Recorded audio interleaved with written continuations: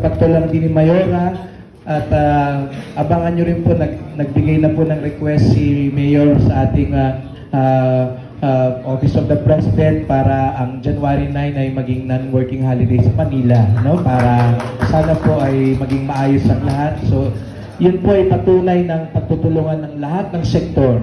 Kaya as early as now, pinapatid po namin ang taos-pusong pasasalamat at pinapakita na kapag nagkakaisa ay nagiging maayos ang lahat. Kaya sa mga kasama rin po sa media, tulungan niyo po kami na ipaalala sa mga tao ang mga dapat gawin upang kaugnay ng tema ang pagsunod.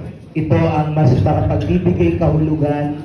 Maraming first sa piyesta ngayon at ipakita natin na mas lalong magiging maayos, mabiyaya at ligtas dahil sumusunod tayong lahat sa ating mga napag-usapan at sa mga ambag natin para sa ating Nazareno 2025. Muli po sa ating mga government partners, kasama po namin kayo sa aming mga dasal at pagpalain tayong lahat ng ating mahal na pong Jesus sa Nazareno. Salamat.